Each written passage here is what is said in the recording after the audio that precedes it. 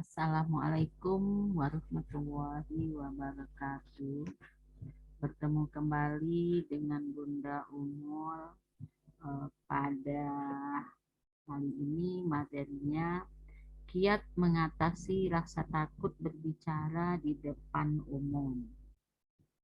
Biasanya kita kan ragu-ragu, grogi berbicara di depan umum. Ini ada beberapa kiat yang akan disampaikan pada video kali ini.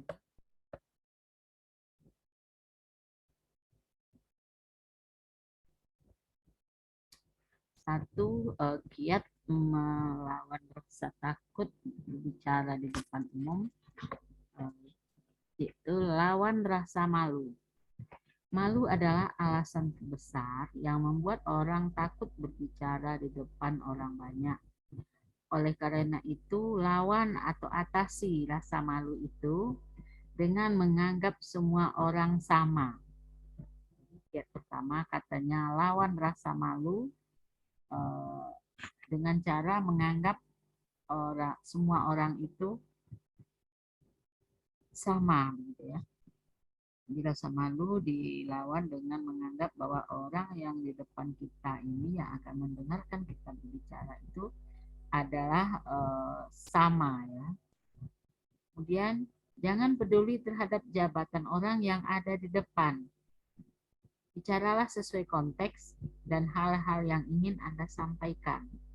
Jadi kita jangan terlalu memikirkan atau melihat siapa orang yang berada di depan kita ini yang akan mendengarkan pembicaraan kita. Tapi kita cukup fokus kepada konteks yang akan kita bicarakan, ya. Apa konteks yang akan kita bicarakan. Kemudian bahwa hadirin yang ada di depan adalah manusia juga, sama seperti kita. Yaitu sama dalam arti kata persis yang dia lakukan sehari-hari juga sama seperti kita, ya. Jadi mengapa kita malu untuk berbicara di depan mereka? Kemudian kiat berikutnya, anggaplah hadirin itu adalah teman-teman kita semua, ya, agar kita merasa santai dan enjoy berbicara di depan. Kita anggap di depan itu adalah teman-teman kita semua, sahabat kita semua, dan semua kita sudah kenal, gitu ya. Kemudian ajukan pertanyaan. Jika dalam suasana rapat atau diskusi, ada baiknya kita mengajukan pertanyaan tentang hal-hal yang belum kita mengerti. Manfaatnya adalah untuk membiasakan diri kita berani dalam berbicara, ya. Jadi jangan takut dianggap bodoh karena pertanyaan-pertanyaan tersebut. Intinya kita berani berbicara di depan umum. Dan dalam rapat-rapat selanjutnya tentu akan terbiasa dalam bertanya atau menjawab. Akhirnya membuat kita terbiasa berbicara di depan orang, ya, atau di hadapan orang banyak. Sampai akhirnya kita menyadari bahwa berbicara di depan umum itu tidaklah serumit yang kita bayangkan. Karena tadi kita sudah melakukannya di hal-hal forum rapat. Ya, jadi untuk melatih agar berbicara lancar di depan orang banyak. Kemudian yang ketiga, lakukan persiapan sebaik mungkin. Jadi sebelum berbicara di depan audien atau di depan umum, kita lakukan persiapan sebaik mungkin terlebih dahulu. Jika mau menjadi pembicara atau presentasi, lakukan persiapan sebaik mungkin untuk menyangkut atau yang berhubungan dengan materi presentasi kita. Siapkan peralatan pendukung yang diperlukan dan penampilan yang cocok dan berpakaian secara nyaman, ya. Jangan pakaiannya ribet Sehingga kita mau berbicara bagaimana lagi, pakaian yang kita pakai saja sudah tidak nyaman di tubuh kita ya. Kemudian berlatihlah sehari sebelum melakukan kegiatan presentasi. Jadi ada baiknya lakukan persiapan sebaik mungkin, yaitu persiapan materi, peralatan pendukung ya, pakaian yang akan dikenakan atau yang akan dipakai, pahami betul-betul materi yang akan kita sampaikan. Kemudian dengan melakukan persiapan sebaik mungkin akan semakin menguasai materi dan memprediksi suasana yang akan terjadi. Jadi dengan melakukan persiapan kita menguasai materi, memprediksi apa yang akan terjadi. Terjadi dalam arti kata, jika orang bertanya, kita sudah memprediksi pertanyaan-pertanyaan yang bakal diajukannya. Selain itu, persiapan ini juga akan memberikan getaran yang positif, sehingga perasaan menjadi positif juga saat tampil di audien. Karena tadi kita sudah melakukan persiapan ya, kita sudah menguasai materi, sudah mempersiapkan alat-alat pendukung atau media pendukung yang akan membantu kita mempresentasikan segala sesuatunya. Yang keempat, berbicara dengan gaya Anda sendiri atau dengan gaya kita sendiri ya. Jadi kita jangan berbicara meniru gaya orang sehingga membuat kita nanti menjadi kaku di dalam berbicara. Jadi berbicara dengan gaya sendiri, jadilah diri sendiri begitu ya. Berbicara dengan gaya kita sendiri, yaitu tidak meniru gaya berbicara orang lain. Mengapa? Karena akan menjadi orang lain tentu akan membuat diri kita akan terjadi kekakuan di dalam berbicara dan di dalam penampilan. Jadi kita akan kaku karena kita meniru orang lain, bukan mengemukakan atau melahirkan gaya atau cara-cara kita sendiri di dalam berbicara. Kemudian berbicaralah secara santai, sopan, dan menarik akan cara sendiri sehingga suasana menjadi kondusif dan impresif. Jadi berbicaralah secara santai ya, dalam arti kata tenang, sopan ya, sehingga akan membuat hal-hal yang kita bicarakan akan menjadi menarik dalam suasana yang kondusif dan impresif. 5. Lakukan kontak mata. Saat berbicara di depan umum, ada baiknya pembicara atau hadirin yang bertanya melakukan kontak mata dengan yang diajak bicara. Jadi etikanya, samping etika juga untuk memperkuat mental kita, apabila kita berbicara, kita melihat kepada audien kita.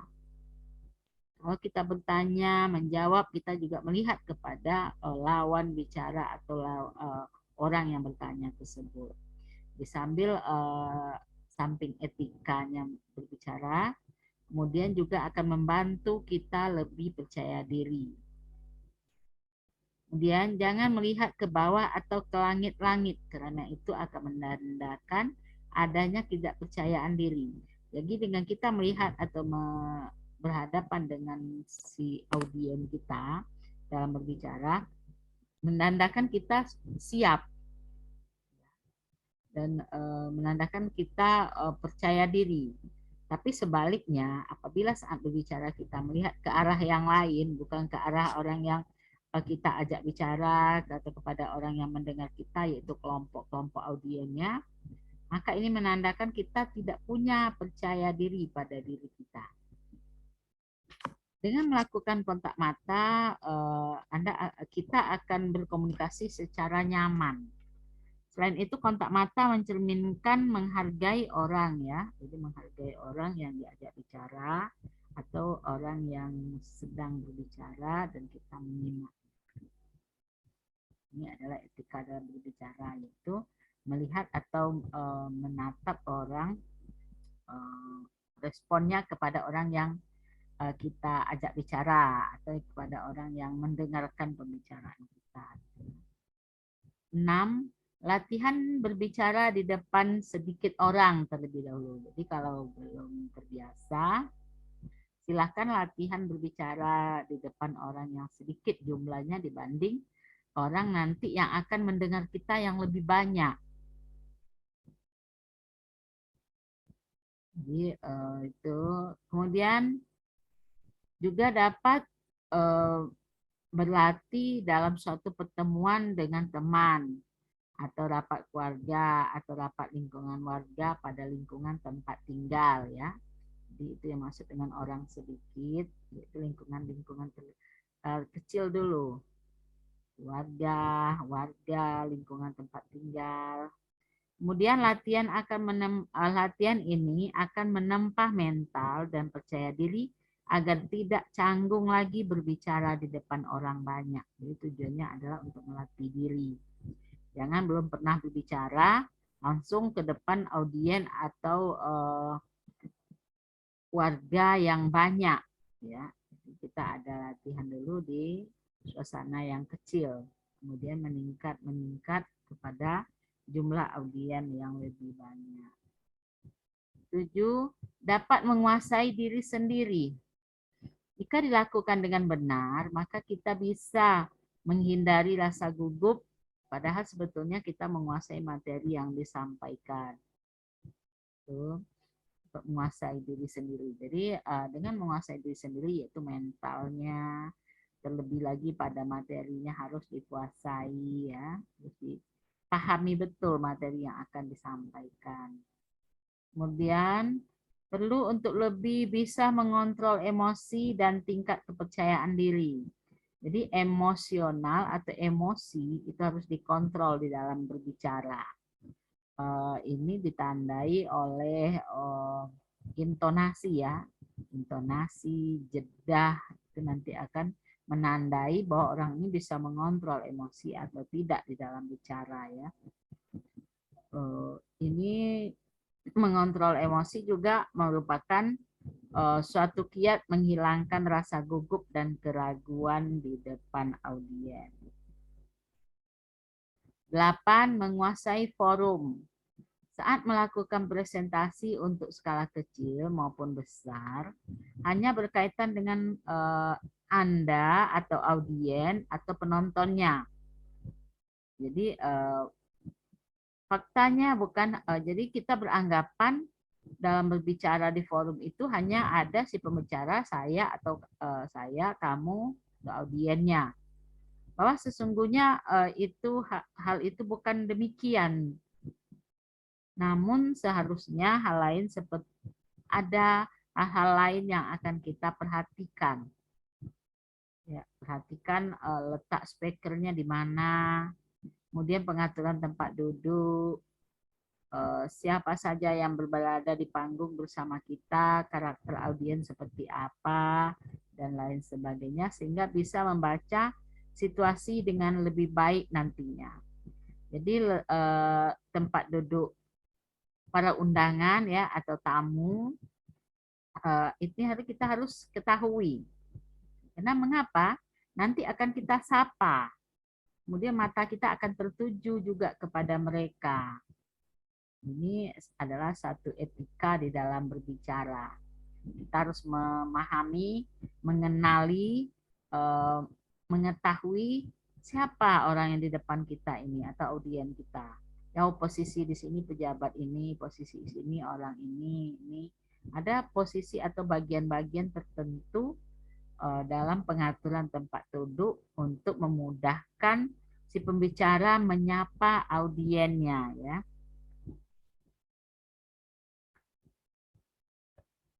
Kemudian menguasai emosi audiens. Selain perhatian juga harus mempertimbangkan untuk bisa menguasai emosi penonton dengan materi yang akan kita bawakan. Jadi kalau materinya terlalu menggebu-gebu, ini juga mempengaruhi audiens. Kemudian kalau penyampaian materinya terlalu lambat atau intonasinya tidak sesuai, ini juga akan mempengaruhi emosinya audiens. Ya, audiens akan menahan emosi atau timbul emosinya. dengan kita berbicara tidak sesuai dengan apa yang seharusnya kita bicarakan ya. Jadi jika kita bisa menguasai emosi audien, kita bisa menguasai dalam arti kata membuat dia enjoy, membuat dia tenang berada di ruangan untuk mendengarkan pembicaraan kita. Ya, tentu kita menyampaikan materi juga dengan tenang dan tersampaikan semua materi atau tercapailah tujuan pembicaraan pada saat itu. Kemudian apa kiat untuk bisa melakukan atau menguasai emosi audien? Yaitu ada kita menyapa audien, kemudian kita selipkan humor, ya, selipkan humor, menyapa audien. Kalau ada contoh, sebaiknya berikan contoh itu pada audien, ya. Contohnya tentu contoh yang positif ya. Jadi kalau contoh-contoh positif tidak ada salahnya kita memberikan contoh itu pada audien yang sedang berada di ruang kita. Ini gunanya kita mengenali audien yang mendengarkan pembicaraan kita. Kita sapa mereka, kita tegur mereka, kemudian kita selipkan humor, ya, kita berikan contoh yang mengena di diri mereka. Jadi ini untuk menguasai audien.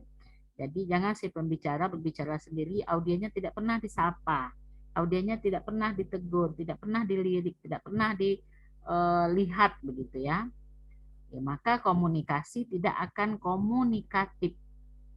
Suatu komunikasi dikatakan komunikatif apabila yang kita bicarakan itu bisa dipahami oleh audien kita. Makna atau pemahaman kita sama dengan audien, sampai kepada audien. Ini disebut komunikasinya komunikatif. Ya. Kemudian tetap fokus pada tema. Di saat presentasi, pesannya atau kata sambutan, pesan yang disampaikan bisa keluar dari tema dan akhirnya terlalu berbelit-belit. Untuk menghindari gagal fokus, maka harus tetap pada tema yang satu ya. Bisa dengan membawa catatan-catatan kecil ya, catatan kecil atau sketch pada catatan kecil kita. Jadi apabila kita lupa, tidak ada salahnya kita melihat kembali catatan itu agar tema yang kita sampaikan tidak keluar dari tema yang seharusnya. Jadi agar fokus kita sebagai pembicara tidak keluar dari koridor, para audien juga tidak gagal paham dengan materi yang akan kita sampaikan tersebut karena tadi sudah keluar dari tema atau koridornya. Ya, jadi ambil kedekatan motivasi audien dengan tema. Temanya harus kita ambil untuk kedekatan audien dengan tema ya. Dengan tujuan audiennya betah atau merasa betul-betul dia mendapatkan apa yang seharusnya dia dapatkan dalam informasi ini. Fokus pada tema. Kemudian 11, kiat yang ke-11, menekankan pada bagian yang penting. Untuk memastikan inti dari pesan yang disampaikan atau diterima dengan baik, ulangi kembali beberapa kali bagian penting dari presentasi atau pembicaraan kita. Misalnya pada bagian tengah dan akhir ya. Jadi ada penekanan kembali terhadap tema pembicaraan. Tema pembicaraan harus ditekankan kembali terhadap tema pembicaraan kita harus diulangi kembali, difokuskan kembali, ditekankan kembali untuk membantu pemahaman atau keyakinan daripada audien kita tentang tema tersebut. Agar audiennya tidak lupa dengan apa yang kita sampaikan ya. Kemudian kiat ke-12, berbicaralah dengan hati ya. Jadi kita berbicara betul-betul dengan hati. Saat presentasi atau berbicara di depan umum, dalam menyampaikan sesuatu hal haruslah dengan benar dan lengkap. Tapi bisa juga menyampaikan tidak dengan hati ya. Kadang orang menyampaikan tidak dengan hati dalam arti kata dia tidak memahami apa yang akan dia bicarakan, kemudian dia buru-buru ya, kemudian intonasinya terlalu cepat ya. Ini namanya tidak berbicara dengan hati ya. Kemudian gunakan gestur tubuh ya, gerak tubuh, gestur ya, tangan, tubuh, mata dan sebagainya. Ini tujuannya untuk melengkapi pemahaman audiens kita. Jadi dengan adanya gerakan tubuh atau gestur kita ini menambah pemahaman terhadap audiens dalam menguasai atau memahami materi yang kita sampaikan. Jadi kemudian harus tetap bersemangat di dalam menyampaikan materi. Jangan loyo, jangan seperti orang malas atau seperti asal-asalan. Betul-betul bersemangat, maka audiens juga akan bersemangat. Kalau si pembicaranya sudah tidak bersemangat, ya audiensnya otomatis juga tidak akan bersemangat mendengarnya. Ya, kita menyemangati audiens dengan intonasi kita, ya, dengan humor yang kita berikan, dengan penekanan-penekanan kepada hal-hal yang penting, dengan menggunakan kosakata-kosakata yang mudah dicerna dan sesuai dengan konteks atau tema pembicaraan. Digunakan kata-kata yang sifatnya kajian ya, kata-kata yang sesuai dengan konteks bidang ilmunya. 13 atau yang terakhir yaitu berdoa ya. Sebelum berbicara di depan umum atau presentasi, kita ada baiknya berdoa terlebih dahulu untuk menenangkan perasaan. Kemudian doa juga memberikan getaran positif sehingga tidak akan membuat kita lebih berani ya. Dan membuat kita lebih berani di dalam berbicara. Kemudian kita masuk kepada penutup atau simpulan. Berbicara di depan umum butuh persiapan. Jadi kita harus butuh mempersiapkan diri ya. Mempersiapkan diri pertama yaitu penguasaan materi. Ya, kita tahu temanya apa. Dari tema kita kuasai materi pada topik pembicaraan. Kemudian tekniknya bagaimana ini? Ya, teknik yang akan disampaikan. Kemudian latihan, kita lakukan latihan sebelum melakukan kegiatan berbicara. Dengan tujuan untuk mendapatkan hasil yang lebih baik ya. Kemudian lakukan latihan sesering mungkin ya, dan teruslah menerapkan teknik-teknik di dalam latihan berbicara dengan berpedoman pada teori-teori ya atau kiat-kiat daripada pakar berbicara, sehingga menjadi kebiasaan yang baik di dalam kita melakukan pembicaraan atau berbicara di depan umum, baik itu sifatnya audiens, diskusi atau menyampaikan materi sebagai tutor ya. Jadi inti pertamanya kuasai dulu tema dan materinya apa. Kemudian kita pahami atau kita ketahui audiens saya siapa, baik tingkat umur, pendidikan, serta lingkungannya. Ya, apa ini siswa sekolah TK, SD, SMP, SMA, atau perguruan tinggi. Atau masyarakat umum yang mana? Mayoritas dia apa? Oh, mayoritas ini lingkungan pedagang. Oh, ini lingkungan perkantoran. Ini lingkungan masyarakat atau lingkungan perumahan dan sebagainya. Jadi kita mengenali audiens kita ya. Mengenali audiens kita. Jadi kosakata yang kita gunakan harus mampu dicerna atau dipahami oleh audiens kita. itu beberapa kiat di dalam melakukan keterampilan berbicara di depan umum. Semoga bermanfaat.